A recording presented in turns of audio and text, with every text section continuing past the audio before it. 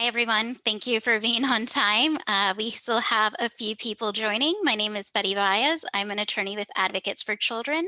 Just going to give a few more minutes or a minute to see who else will be joining us today.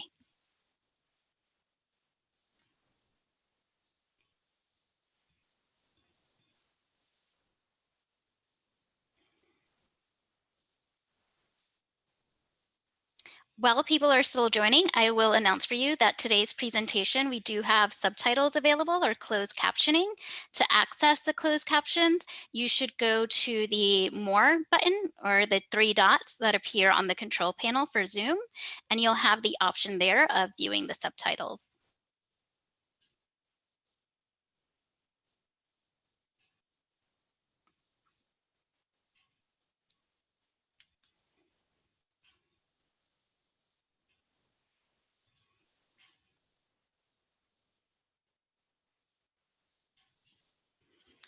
While we wait, we'll also do a couple of polls to get to know who's in the audience a little bit better. Please answer the questions that are going to appear on your screen. The first question is trying to get to know who you are, to see if you're a parent, if you're a teacher, if you're another type of professional, so that we can try to tailor some of our presentation as best as possible to your needs.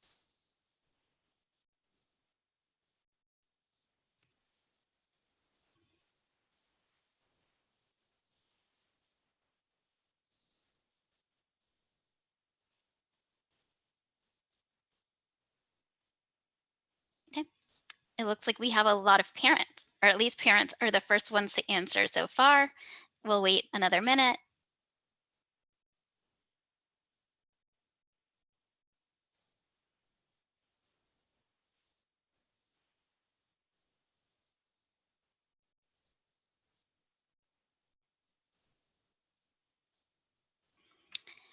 It is great to see so many parents here today. This presentation is focused primarily towards parents and families to help you understand the process for applying to kindergarten. So, to the best of our abilities, we'll try to use really plain language and make things very easy to understand. Throughout the presentation, please put any questions that you have in the Q&A. That's how I'll be able to see your questions and respond to them. We'll be taking pauses along the way to make sure we're addressing all of your questions. Okay. Um, Next, while we continue to wait for more participants and to get to know you a little bit better, we'll be asking where you're joining us from.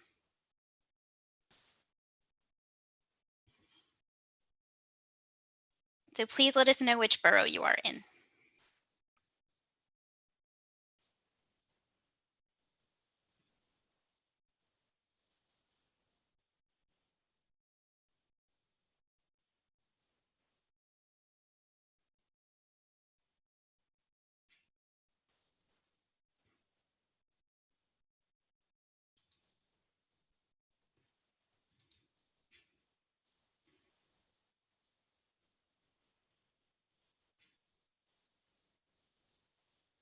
All right.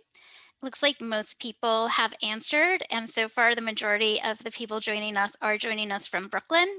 I also live in Brooklyn. I'm joining you here today, though, from our office in Manhattan. Please excuse, I hope my radiator doesn't make any loud noise, but I think everyone at first was apologizing for working from home, and now I'm going to apologize in advance if there are weird noises in the office. Thank you for completing those polls. Thank you for telling us a little bit about yourselves. We have enough people here today, and I want to be mindful of your time and get this started. As I said, my name is Betty Baez. I'm with Advocates for Children. I'm the project director of our Early Childhood Education Project, and today's training is about the kindergarten admissions process. So we're going to go over the process for applying to kindergarten. Again, if you have questions throughout the presentation, please put them in the Q&A.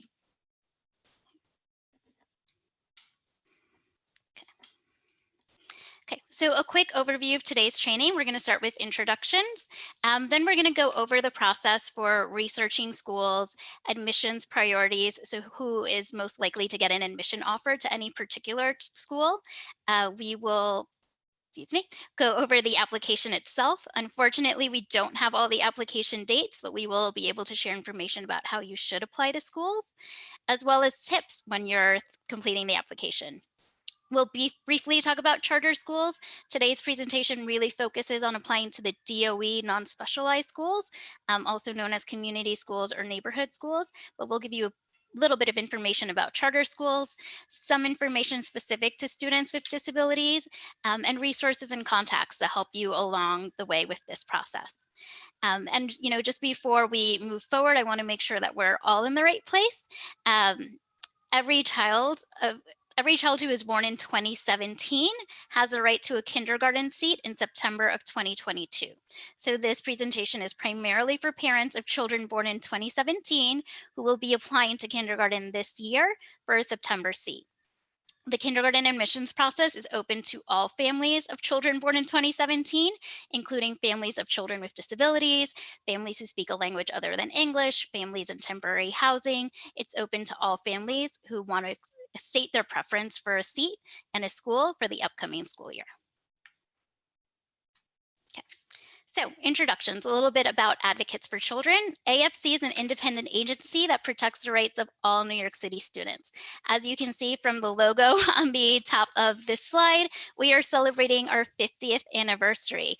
The organization was founded in 1971 by a group of parents who were primarily working on behalf of students with disabilities, but we've expanded our practice and really focus on ensuring high quality education services for all New York City students. Some of the services that we provide includes our helpline. Our helpline is free of cost and is open to all families and also professionals to call. The number is 1-866-427-6033, open Monday through Thursdays, 10 to 4 p.m. If you don't get through, please leave a voice message and someone from our helpline will return the call. We provide free legal services to low-income families. Unfortunately, we have limited capacity to do that for all families, and usually our helpline will screen callers to see if they need legal representation. We have guides and resources that are available on our website. You'll be getting copies of some of these guides or everything relevant to kindergarten. After this webinar, we'll follow up with an email, including with a copy of this presentation. We do workshops and trainings, much like this. Recently, we've been doing them as webinars, but we also have done workshops in person for small groups and large groups for parents and professionals and students. We also work on policy and advocacy and impact litigation to really reach bigger change for all New York City students. Okay, so as we begin, this topic is focused on the transition to kindergarten. And as I've mentioned, all children born in 2017 have the right to a public school kindergarten seat in September of 2022. There are two processes for families of children with disabilities. The first process is developing the kindergarten IEP. That's also referred to as the Turning 5 process. The other process is the kindergarten admissions process, which is how you apply to DOE schools. Today's presentation is going to focus on kindergarten admissions. We have separate webinars coming up on the kindergarten IEP.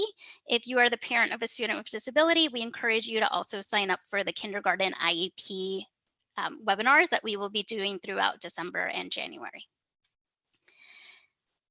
Okay. All right, so I will pause briefly just to see, hopefully I haven't lost any of you, but just to see if there are any questions. Nope. Okay, it looks like we are all set to continue. All right, so we're going to start with a quick poll. During the DOE's kindergarten admissions process, you can apply to A, DOE non-specialized schools, B, charter schools, C, private schools, or D, all of the above. We will wait until most of you have responded.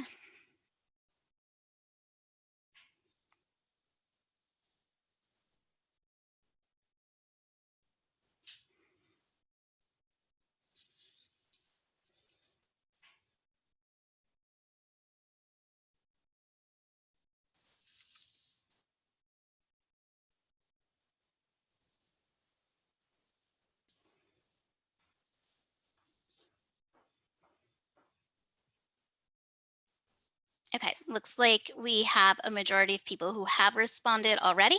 Thank you. So the majority of people answered all of the above. The correct answer is actually A, DOE non-specialized school. The DOE's kindergarten admissions process is just to apply to DOE District 1 through 32 non-specialized schools. These are also called community schools, neighborhood schools, zone schools, or the schools in your area, the DOE public schools in your area. There's a separate application process for charter schools. There's a separate application process that private schools follow as well. There's not a single application process for all of these different types of programs or schools.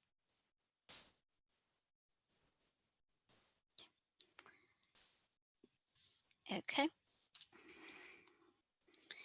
Okay, so a quick overview of the process. As I mentioned, this is a process, the DOE's kindergarten admissions process is to apply to District 1 through 32 non-specialized schools. Even though the application has not launched yet, the process is underway. Right now or in the fall, you can start by researching schools. We'll go over kind of each of these in a moment. Researching schools to see which schools interest you, which schools you are considering applying to. You'll apply to the schools this winter using one application. You can apply to up to 12 schools using the single application. Typically, the application opens in December and lasts through mid-January. Following applications, you'll receive an offer in the spring, typically around April. You should accept the offer and pre-register your child for a seat there. Pre-registering means you're reserving the seat for your child at that school. If you do not receive an offer to your number one pick, to your number one ranked school, you will be automatically put on the wait list for any school that you ranked higher than the one that made you an offer. So you can continue to hear from the wait list for different programs, even after you've accepted your offer in the spring and registered your child. Usually the wait list will be ongoing throughout even the summer.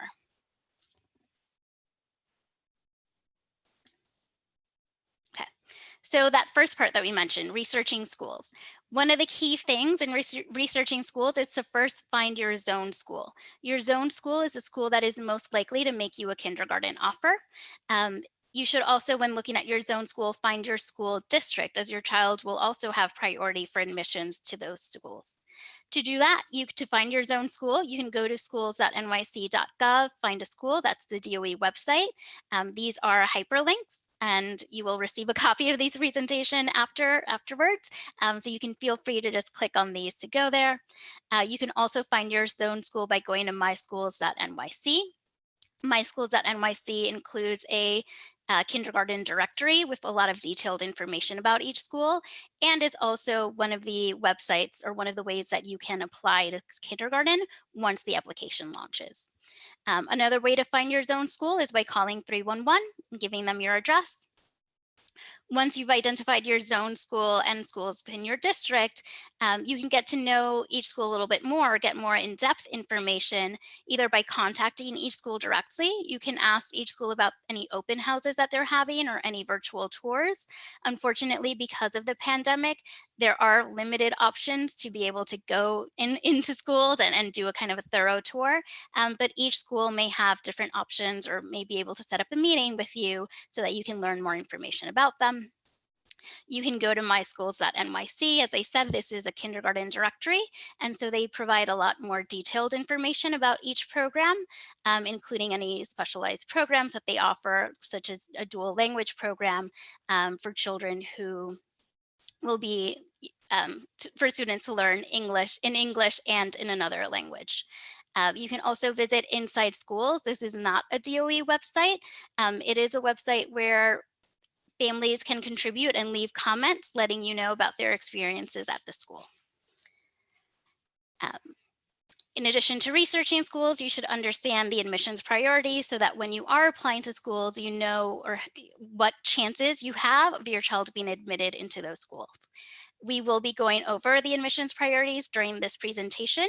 You can also learn more about them at schools.nyc.gov/kindergarten. That's the DOE kindergarten website, and using the DOE's 2022 New York City Public Schools Admissions Guide. This guide is not a directory. It is a PDF on the DOE's website, and it goes over basically the admissions priorities and other kind of key information about how to apply to schools, but does not give any school-specific information. This is a kind of overview of what that admissions guide looks like. As I said, it's available on the DOE's kindergarten website. It is general for all New York City students, so it is not specific to kindergarten, although it does have a kindergarten section. Unfortunately, the guide, because it's already available, does not have key dates for the application deadline, but goes over, as I said, the admissions priorities, different resources for where you can get information about schools, understanding how offers are made, and different ways to apply, as well as what to do once you accept an offer. And again, we'll go over all of this as well today. So researching schools, where to get more in-depth information, I mentioned My Schools is the DOE online directory. You can create a My Schools account at any point for a child who will be entering kindergarten. You can create one now, even though the application has not yet launched. My Schools is available in 10 languages. You can on the home page, change the language on the top right to English, Spanish, Chinese, French, Creole, the 10 most popular languages in New York City. Within My Schools, you can enter your address. As you can see, I've entered my work address here. It shows me where my home is located, but also all the different types of schools in my area. In addition to listing the schools, indicating which one is my zone school, if you click on any individual school, you can get additional information, including the contact information for that school, an email address, a telephone number, which public transportation is conveniently located near the school. The school hours as well. There will be more information added once the application launches, including information about how many students or which type of students received an offer last year. For example, if only zone students were able to receive an offer, or if they had seats available for children outside of the zone as well. Within My Schools, you can also check the school accessibility for children who need a barrier-free or partially accessible school. This is a school that can accommodate children with mobility, hearing, or vision needs. My Schools will give you an overview of that school's accessibility and a link where you can get more detailed information. For the most part, all of the school pages also includes a link to the school website where you can learn more information about the school. And it usually includes the contact information for the school principal and parent coordinator. So again, if you're interested in any particular school and want to see if you're able to do a school tour or a virtual tour, My Schools will give you the contact information for that school, so you can reach out to someone and see if there's any more information that you can get about the program. Okay.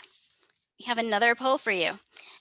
Children, and you may hopefully will know the answer. Children are most likely to receive a kindergarten offer to, we briefly covered this, A, the school that they attended for pre-K, B, the school that their siblings attend, C, their zone school, or D, their top choice school.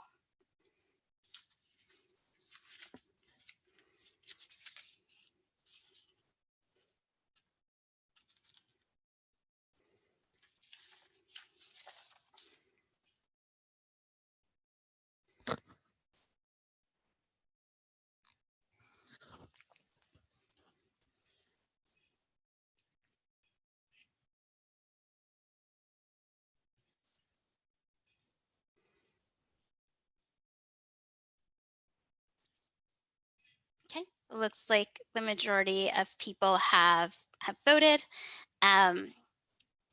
The correct answer and the most popular answer is C, their zone school. We are going to go over admissions priorities next to give you kind of an overview. But yes, C is correct. Children are most likely to receive an offer to their zone school based on admissions priorities. There are also priorities for siblings and pre-K students. The order in which you rank schools does affect which school will give you an offer, or which school the DOE will present an offer to you. The DOE does attempt to give you an offer to the school you ranked highest on your list, but that's separate from which schools are able to extend an offer to you. And that may sound very confusing, so we're going to go to the next slide that will explain that in a little bit more detail. Okay, so the kindergarten admissions priorities. First, we're going to start with going to the admissions priorities for zone schools. These are schools that have a geographic area around where they're located that's referred to as their zone. And children who live within that zone have first priority to receive an offer to that school. So for example, if a school has more children who apply than the children that they can make an offer to, the school needs to follow this list of priorities in determining who they can accept. The first two priority groups are for children who live in the school zone. The very top priority is children who live in the school zone and have a sibling who will be attending the school in the upcoming school year. The second priority is for children who live in the school zone, but do not have a sibling who will also be attending the school. The next level of priority are for children who have siblings who will be attending the school. So the third is for children who live within the district. So not the school, not the zone, but within the school district and have a sibling who will be attending the school. Next is for children who live outside of the district and have a sibling who will be attending the school next year. Sibling, by the way, includes step sibling, foster sibling. It's an all-encompassing term for a sibling who lives within the same household as the child. It is not limited to biological siblings. So priority groups 5 and 6 are for children who attend the school's pre-K program. Priority group number 5 is for children who live within the school district and currently attend the school's pre-K program, if the school has one. Priority group number 6 is for children who live outside of the school district and currently attend the pre-K program. Again, not all elementary schools have pre-K programs, so these two priority groups may not apply. Next, if there are still seats available at the school can make offers to other students who live within the district, and then finally to other students who live outside of the district. We commonly hear from families that they're interested in applying to a school that's in a different borough or close to where they work, but not necessarily close to where they live. These admissions priorities are to give you a sense of how likely it is that your child will receive an offer to that school. So while it is your prerogative, right? You can decide to apply to a school that's outside of your, within another borough, unless your child has a sibling already attending that school, unless your child is currently in that school's pre-K program, it is unlikely that your child will receive an offer unless the school has more seats, because your children will be kind of in that lower priority, would be in priority group 8.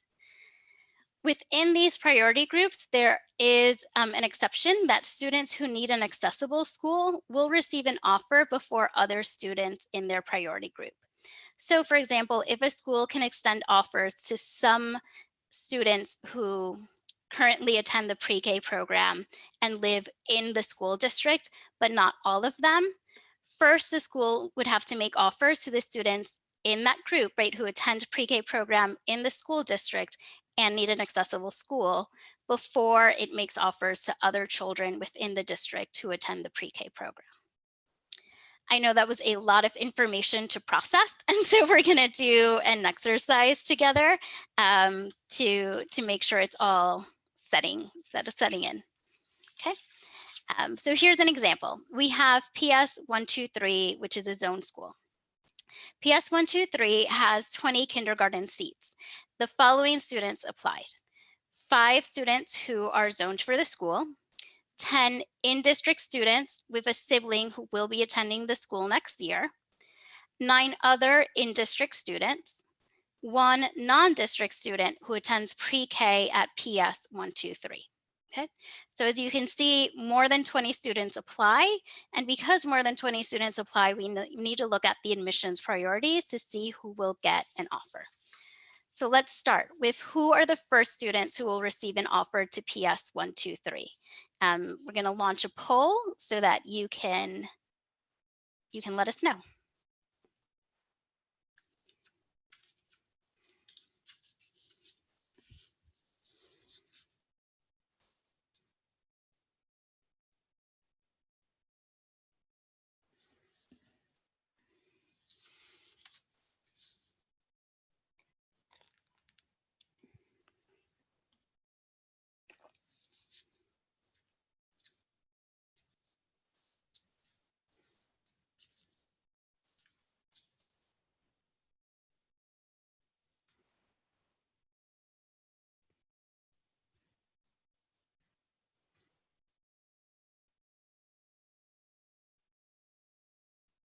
Okay, it looks like the majority of you have responded. Um, the correct answer and the most popular answer is A, zone students. As we said, based on admissions priorities, zone students receive an offer first. The very first priority is to children who live in the zone and have a sibling who will be attending the school. The second priority group is other children who live in the school zone, and then and so on down the list. And we will finish making offers to students for PS 123 now. So of the 20 students who applied, as we said, first, based on admissions priorities, group 1 and 2 are for zone students. There's enough seats to make offers to all zone students. They all receive an offer. Based on priority groups, the next priority group is in-district students who have a sibling at the school. There are enough seats to make those 10 students an offer, so they all receive an offer to the program. The next priority group would be students who live outside of the district who have a sibling who will be attending the school. We don't have any students who applied under that are in that priority group, so we say the same. Then we look for the students who attend pre-K. There is one student in this group. There's enough seats available to offer that student a seat, so that student is admitted. Then we have the next group, which are the 9 other in-district students. Unfortunately, we do not have enough seats, or PS 123 does not have enough seats to make a kindergarten offer to all of these students. So what happens within this priority group is that offers are made kind of by a lottery system to these students. PS 123 can accept some, but not all of the students. The students who are not accepted are potentially added to the wait list. For these 5 students who did not receive an offer because they were lower in the priority group, if they received an offer to a school that they ranked higher in their application, then they're great, right? They got an offer to the school that they preferred. They are not added to the wait list for PS 123. If PS 123 was one of their top choice schools and they received an offer to a school that they ranked lower than PS 123 in their application, let's say they received an offer to the school they ranked number 4 and PS 123 was their third choice, then they will be added to the wait list for PS 123. As I mentioned earlier, students will remain on the wait list and may continue to hear from the wait list through spring and even summer. Sometimes we even hear about families getting that call in September, and then they have to decide, right, depending on how happy they are with the program they've already accepted or with the placement they've already accepted. Okay. So all we've covered so far are the admissions priorities for zone schools. Not all schools are zone schools, and specifically not every district even has zone schools. There are 3 non-zone school districts.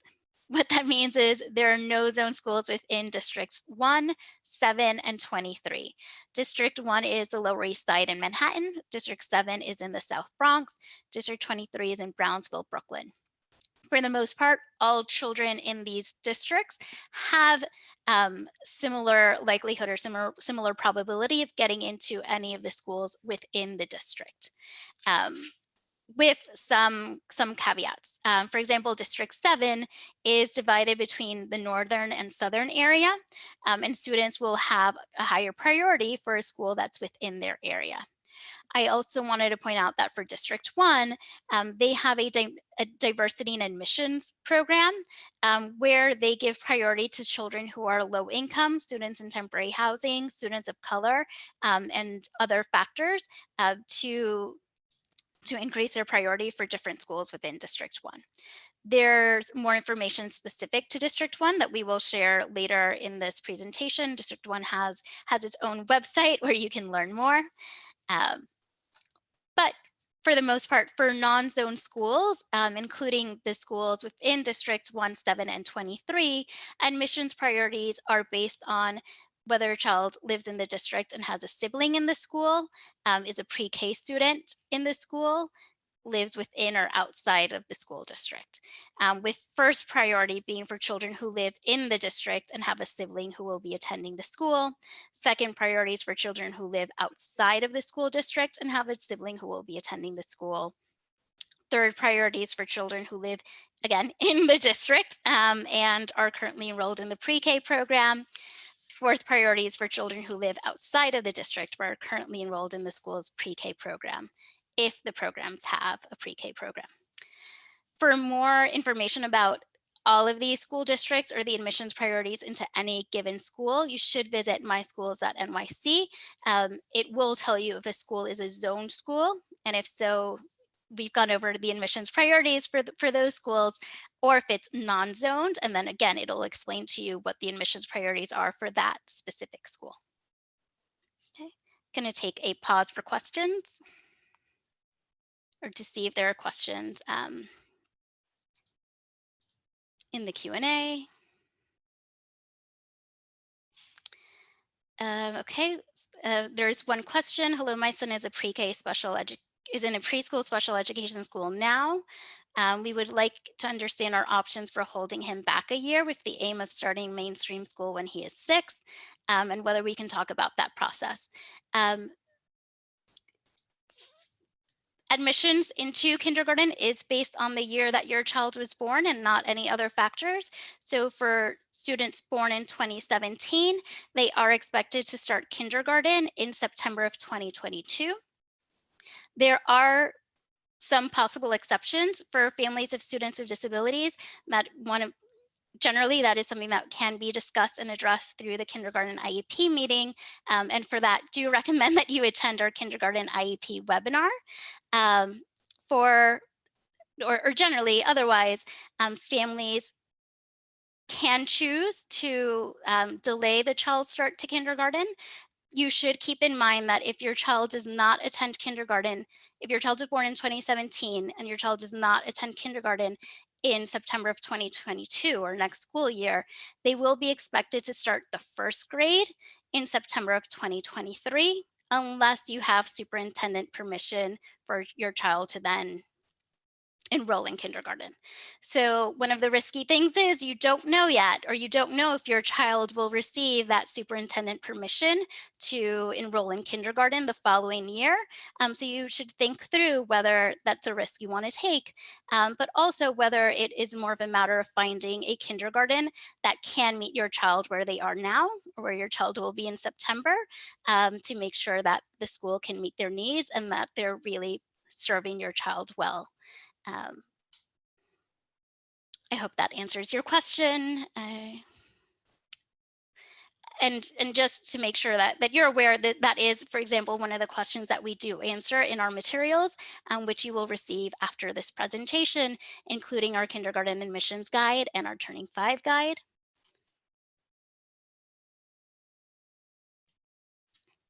Another question is, how do I know which best school to place my child in if I just move to a specific district? So in order to find which schools you should consider, you may want to consider, again, going back to that earlier slide about researching schools, start by identifying your zone school now, or your new school district as well. You can do that at My Schools. You can do that on the DOE website on Find a Schools. You can also do that by calling 311. Once you know your zone school and your district, you can get more information about those schools in your area, about those placements on the online directory that's on myschools.gov. You can also contact the schools individually, see if they are offering any type of virtual tours or open houses in order to get more information about them. And you can go to Inside Schools, which is the other website that we mentioned that's not a DOE website, where families of current students leave comments and kind of evaluate and rate schools. Within My Schools, you can also find there's a quality snapshot for each school that gives you kind of an overview. It grades the school on a variety of factors, and so you can review that quality snapshot to see if you think it's a good fit. Okay, looks like there are no more questions now, so we'll continue going through the presentation. Again, as a reminder, please continue to put any new questions in the Q&A. I will be pausing briefly throughout the rest of the presentation to go over those. And for students with disabilities, there is a separate webinar that you can register through our website. We'll have the links for you later on to learn more about the kindergarten IEP process. Okay, so the application itself and how to apply. As I said, unfortunately, we do not have the application dates for you right now, but typically the application does launch in December and stays open through January. So you should be looking out for that. Once the application is active, you can apply online at myschools.nyc. Again, this is a quick kind of snapshot of the cover page. You can change the language default on My Schools on the top right to be your preferred language. You can also apply if you don't want to do an online application. You can apply by phone by calling the DOE Office of Student Enrollment at 718-935-2009. They're open Monday through Friday from 8 a.m. to 6 p.m. Another option, a third option, is to do an in-person application on paper at a family welcome center. Because we're still in a pandemic and because of social distancing and other requirements, the DOE does recommend that you first contact a family welcome center and schedule an appointment. That'll also just guarantee that you have a slot. To contact a family welcome center, you should click on this link. It'll link you to the address for different family welcome centers. They're located throughout the city in all 5 boroughs. And it also has the email addresses for all of the offices. So you can contact them to schedule an appointment if you'd like help completing an application online. You can apply in your preferred language. As I said, you can change the default language on My Schools. The DOE also has interpreters available for families who apply by phone and at a family welcome center. The interpreters are available in over 200 languages.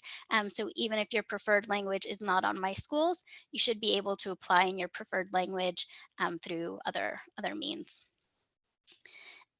After the application deadline, again, this hasn't been announced yet, you'll be able to add yourself to a school's waitlist on My Schools or by calling the DOE as well. And please continue to check myschools.nyc, but also the DOE's kindergarten website for information about the application dates. Within the DOE's kindergarten website, you can sign up for email announcements so that they will let you know as soon as the application launches.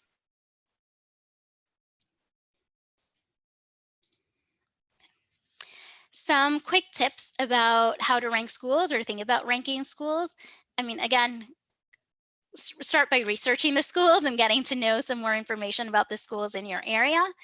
Think about the admissions priorities. You should apply to your zone school or school that's likely to admit your child, but also apply to your school that you most prefer, right?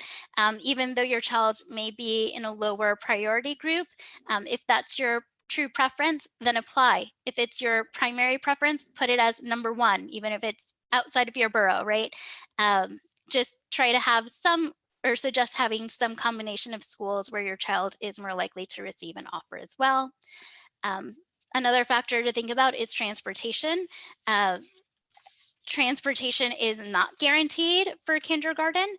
We will go over that in a minute, but it is something to keep in mind. At My Schools, you can filter schools based on their location, but also their by subway line or by public transportation to try to find schools that are kind of more accessible or easier to get to for you and your family.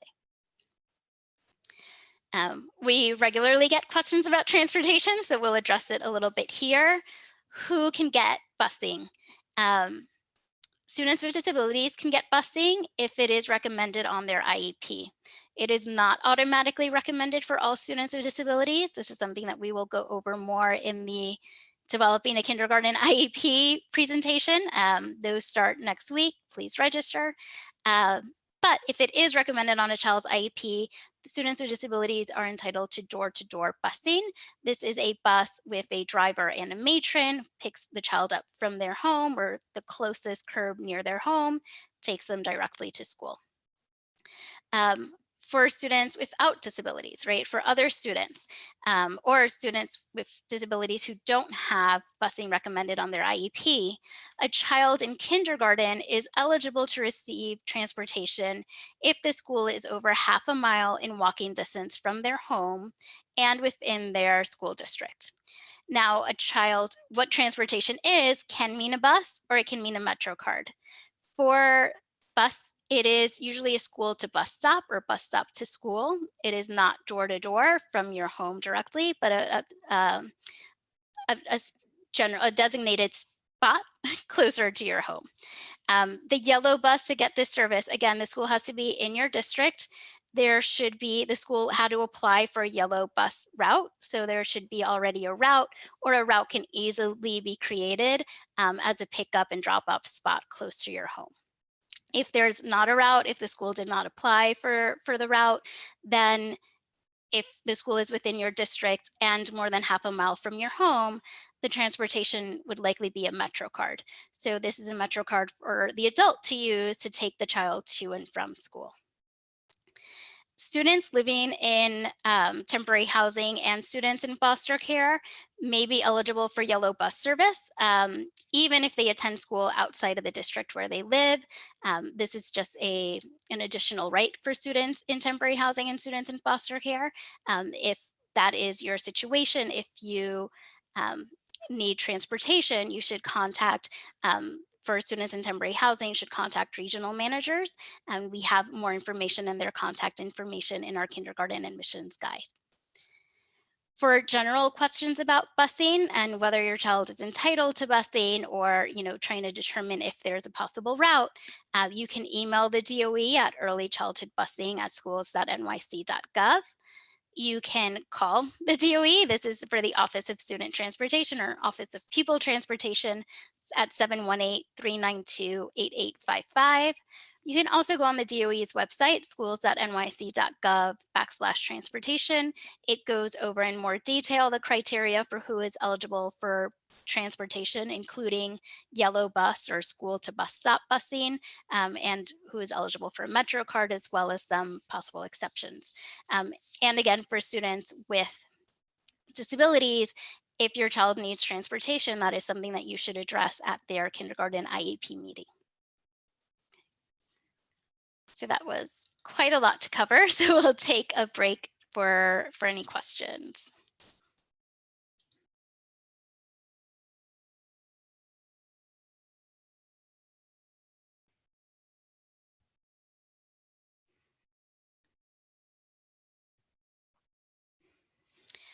So there's a question about Brilliant NYC, and if we have any information about Brilliant NYC.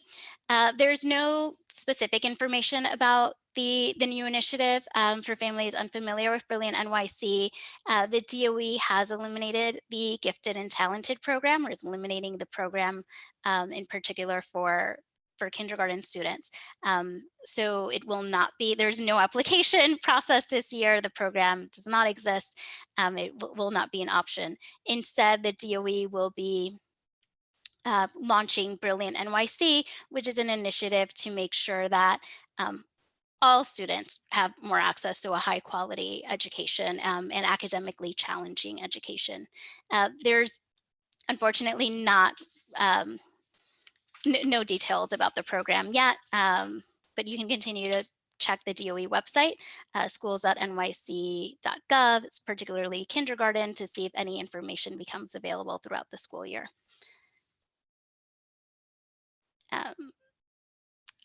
Separately, the question was, have students with IEPs gotten into gifted and talented in previous years? And yes, gifted and talented was always available for students with disabilities. Gifted and talented, to receive admission, there was a testing component. Students also had a right to testing accommodations. Students with disabilities had a right to testing accommodations as well. Brilliant NYC, again, it's kind of a citywide initiative, and students with disabilities will be included within that initiative, but we do not have any details about that program or how it will roll out. Okay, so once you complete the kindergarten application, which again will most likely be due some point in January 2022, you should receive a kindergarten offer. All families who applied on time should receive a kindergarten offer in the spring. It's typically sometime in April. When you receive the offer, it'll include information for how to accept the offer and also how to register your child for that program. Accepting the offer and pre-registering your child, that just reserves the seat for your child at that program. It does not remove your child from the wait list for any other programs. It does not mean that you can't consider to explore other options, including charter schools, or for students with disabilities, you can continue to explore specialized programs and specialized schools. You can continue to explore private schools. Accepting and registering, as I said, it's really about reserving the seat, and it's reserving the seat as long as your child remains eligible for that placement. So for example, if your child was zoned for a school and you've moved outside of the school zone, you may no longer still be eligible for that placement. That is something that you will have to follow up with the school just to make sure that they can still honor the offer that they made for your child. All children are placed on a wait list for any school that they ranked higher than the school that made them an offer. So as I said, if you receive an offer to the school that you ranked 5th, you will automatically be put on the wait list for the 4 schools that you ranked higher than the one that made you an offer, including if that school is including if your top choice school was a school that's outside of your borough, that's not in your zone. You're automatically placed on the wait list for any school that you ranked higher than the one that made you an offer. If unfortunately you don't receive an offer from a wait list, and the school that made your child an offer would pose a significant hardship for your family, you may be able to request a transfer. It's for medical and reasonable accommodations.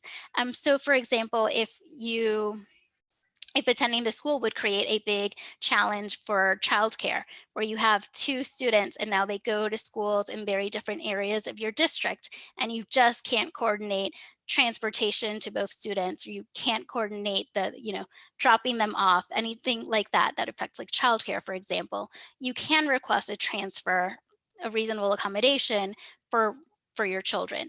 It does not mean that you will get a seat so that your children are attending the same school, but the transfer should be one to ease the hardship. So potentially to offer one of your children, a placement that's closer to the other one. You can request the medical and reasonable accommodations at a family welcome center or through a family welcome center. As I said, we have links to their contact information within the presentation. So we have links to their location and also their email.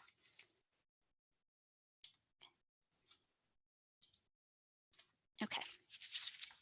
So when you accept and pre-register, again, your acceptance offer or your offer letter will include information about what to bring with you to pre-register your child, as well as the deadlines to do so.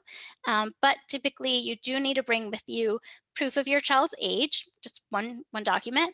That can be the birth certificate, it can be a passport, it can be a record of baptism. You have to bring 2 proofs of your address.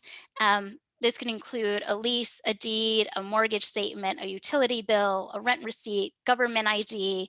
It can't be, though, something like a credit card bill or a magazine that you have delivered to your address. It does have to be something a little bit more formal. These are just examples. There are more options that are included in the DOE website that are listed, but these are the most common ways to prove your address.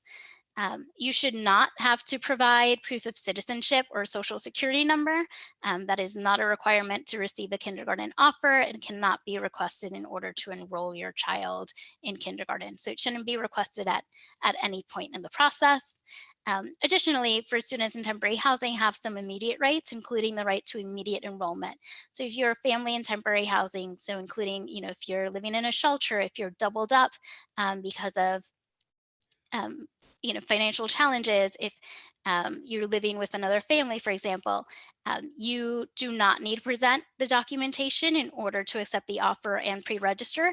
You are entitled to immediate enrollment and get time in order to bring the additional documentation to the school. So your child can start school even if you do not have these records, including starting school in September, even if you do not yet have these records.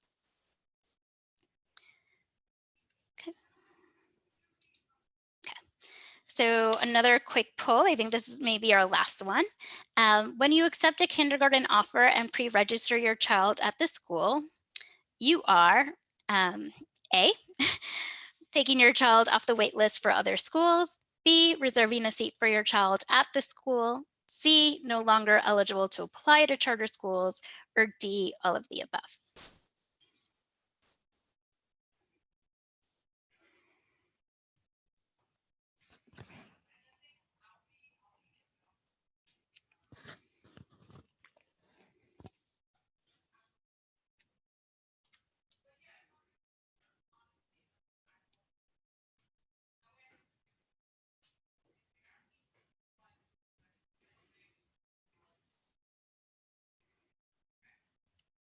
I feel like I should have some Jeopardy music playing for you while we wait. It looks like most people have responded at this point. The correct answer is B. When you accept an offer, you are reserving a seat for your child at that school. You will remain at the wait list for other schools. You're automatically on the wait list for any school that you ranked higher than the one that made you an offer. You remain on that wait list even after accepting the offer and pre-registering your child. Because the DOE kindergarten admissions process is separate from the charter school application process, you can still apply to charter schools. You can continue to apply to charter schools at any time. Okay. And speaking of charter schools, we will briefly go over that application process. Charter schools are free public schools. So they are a public school, but they are not run by the Department of Education. They are run by their own nonprofit board of trustees instead of the DOE. You can find a list of different charter schools on this website, nyccharterschools.org. You can apply to schools directly or online. There is a central application for charter schools as well, available on that same website, nyccharterschools.org /apply. For charter schools, most applications are due by April 1st. So that is significantly later than the DOE application deadline. So you can concentrate now if you want to on researching DOE public schools. And then if you're still interested in charters, or you can continue to investigate schools, you can investigate charter schools and apply by April 1st. Charter schools must serve students with disabilities. They must serve all students, including students with disabilities. I do flag for families that for children who need a specialized program, if they need a specialized class, for example, a 12 to 1-to-1 special class, charter schools are less likely to have those special class settings. That said, they cannot discriminate against students with disabilities. They would have to work with the Department of Education and with you to see how they can meet your child's needs. We go over some of that a little bit more in our Developing a Kindergarten IEP webinar, which again is a separate webinar that we will be hosting throughout December and January. So you can apply if you're a family of a student with disability for one of those. Another just quick note for families of students with disabilities, As I said at the beginning, you can and you should apply to DOE schools through the DOE kindergarten admissions process. It is a way for you to express your preference in which DOE school your child can attend. This process is happening at the same time that the DOE is developing your child's kindergarten IEP. At the end of the year in June, you will receive from the DOE a green school location letter. It's also called a prior written notice or notice of recommendation. This is a letter that's going to sum up your child's kindergarten IEP recommendation and services, and also include the school that will be providing those services. So if your child's IEP recommends a non-specialized school, if it recommends, for example, just related services, if it recommends an integrated co-teaching class or a special class in a non-specialized school, then the school that's written within your child's green school location letter can and should be the same one that made your child an offer through the kindergarten admissions process. So that's how the two kind of come together. We just like to flag for families of students with disabilities to take that extra step in June to contact that school and make sure that they will have the program and services recommended on your child's IEP for September, for the upcoming school year. There are some situations where the school on the green school location letter is not the school that your child will attend. If at the IEP meeting, the DOE recommends a specialized placement, such as a District 75 school, if they recommend an NPS or a non-public school, or if your child is admitted to one of the specialized programs like ASD Nest, Horizon, ACES, then you will receive a separate offer letter in addition to whatever is offered to you through the kindergarten admissions process. And so those are kind of just a few exceptions, but this is why it's important for you to apply to kindergarten through the admissions process, because the majority of students will attend the school that made them an offer through this process. If you have any questions about that, again, we will focus more on students with disabilities in our Developing an IEP webinar, but you can put questions in the Q&A right now.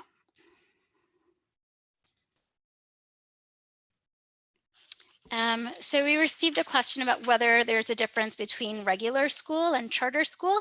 I don't know if by regular school, I guess you mean DOE public schools versus charter schools.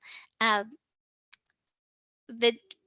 the differences are among who runs the programs, right? The DOE public schools are run by the Department of Education. Charter schools, as I mentioned, are run by a board of trustees. So they do have different leadership, and that includes, they may have different disciplinary requirements, follow different curriculum, have kind of just different practices and cultures within the school.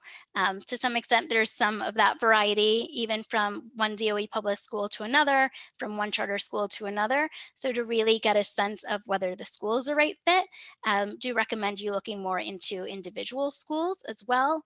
And as I mentioned, for students with disabilities, some charter schools do have limited options in what they offer students in terms of having a special class seat or a special class within their school, whereas the DOE, and we get into this a little bit more in the Developing IEP webinar, but within DOE schools, all of the DOE public schools should have the ability to provide related services, SETs, which is special education teacher that can work one-on-one or in small groups with the students, should have an integrated co-teaching class for students with and without IEPs, and should have a 12 to 1-to-1 special class.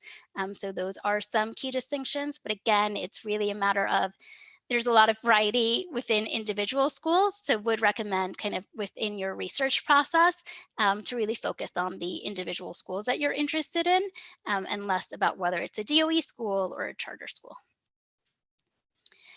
And then a question about what's the difference between pre-registering and registering. It's the timeline. Pre-registering just refers to registering your child before the start of September. So it's part of that, accept and pre-register to reserve the seat.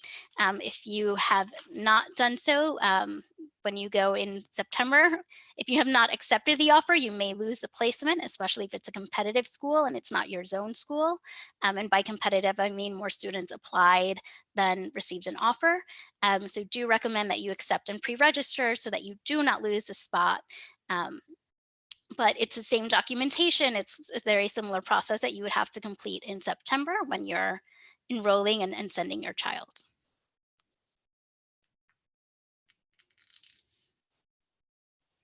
And then another question to clarify, it's recommended to apply to a community-based school and have a seat waiting for your child, even if your child has special needs or disabilities. Yep, do recommend that families of students with disabilities apply to kindergarten through the DOE kindergarten admissions process, especially if you believe that your child may be able to benefit from being in a general education class setting with related services and sets, if they may do well in an integrated co-teaching class, or if they may need a special class in a non-specialized school. The kindergarten admissions process is the way that you would express your preference in which school your child can attend to receive those IEP services. You can apply to other schools separately that are for students with disabilities, or to specialized programs for students with disabilities based on your child's needs. That can be in addition to the kindergarten admissions process, but do recommend that you participate in this process to express your preference. Again, separately, the DOE will be developing an IEP.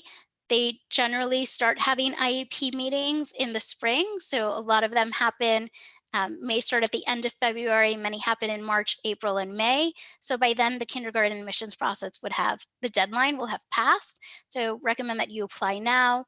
You may not want to apply to 12 schools. You may not want to research that many schools thoroughly. If you can, great. If not, do recommend just looking at certain schools, looking at your zone school, and completing the application that way. Okay, I don't see any more questions, so we'll kind of start wrapping it up with some key resources. First, just a note about language rights. I mentioned that the application, you are able to apply in your preferred language. You do also, families have language rights throughout their child's education. You have a right to translation and interpretation. Translation refers to written documents, having written documents in your preferred language, including letters, forms, meeting notices, report cards, any special education document. You have a right to interpretation. This includes at meetings with school staff, with the DOE, parent-teacher conferences, parent association meetings, suspension hearings, special education meetings like IEP meetings. The DOE provides translation and interpretation in Arabic, Bengali, Chinese, French, Haitian Creole, Korean, Russian, Spanish, and Urdu. Those are the top languages that you'll usually see, like a template or a website that you can easily translate into that language. It's not limited. Translation and interpretation rights are not limited to just those languages. If you, as I said, the DOE has interpretation services and ability to translate and interpret to up to more than 200 different languages. If you have a complaint or if you want to request transportation, do recommend that you contact the DOE at the language access complaint number 718-935-2013, or to email the DOE at hello@schools.nyc.gov, and email them in your preferred language. You do not have to make the email in English, and you do not have to call them in English. Okay. So some more places where you can find information about the application process. AFC, we have a kindergarten admissions guide. We will be sending you a link to that guide after the presentation. It's also available on our website. The DOE has a lot of kindergarten resources as well, including the online application and online directory, which is myschools.nyc. You briefly saw a screenshot of what that looked like.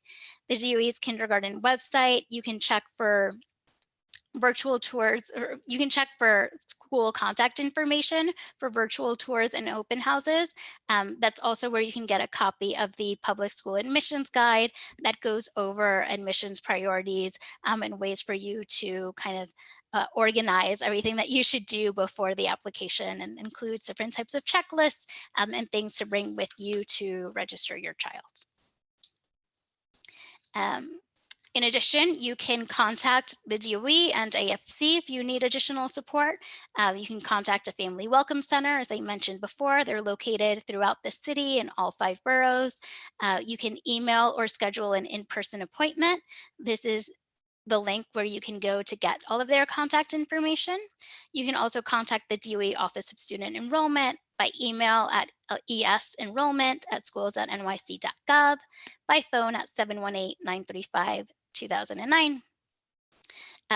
This is the same contact information. It may look familiar. You can contact the Office of Student Enrollment as well by phone in order to apply to schools by phone. And AFC, you can contact us. We have a helpline and we are here to help. Our helpline number is 866-427-6033. It is toll free Monday through Thursday from 10 to 4. Again, if you don't get through our helpline right away, please leave a voicemail message and we will follow up and return your call. For families of students with disabilities, there are additional resources focused on the development of the kindergarten IEP, including AFC's Turning 5 guide, linked here. The DOE has a Turning 5 website as well. You can contact the DOE from the website to request a kindergarten orientation guide, which goes over, again, the process of developing a kindergarten IEP. You can get specific information about District 75 specialized schools on the DOE website, and specialized programs that are located in non-specialized schools, such as ASD, NEST, and Horizon, also on this DOE website. We cover a lot of this, or basically everything about preparing for the kindergarten IEP in our kindergarten IEP webinar. Again, those start next week and will continue throughout December and January. The DOE is hosting kindergarten orientation meetings for families of students with disabilities. You can watch a pre-recorded one on the DOE's website, or you can sign up for one of these upcoming sessions by going to go to meetings. We will send this entire presentation to you after the webinar, and it'll include this information with more information on how to register for those.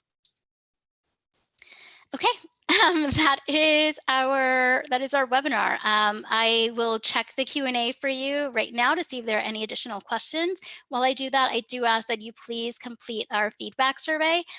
Tell us how this presentation went.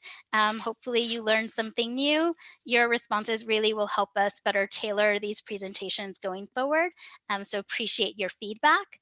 And while you're completing that, I'm just going to quickly check to see if there are any more questions.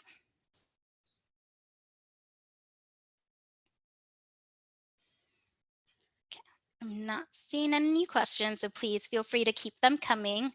Thank you for staying with us. I know we ran a little bit over time, but do appreciate that you were here. I hope that you got helpful information. And as I mentioned, please continue to monitor the DOE's website for specific application dates. And if you're the parent of a student with disability, please sign up for our websites on our website. Please sign up on our website for upcoming webinars on how to develop the IEP. We are doing these webinars in English and Spanish.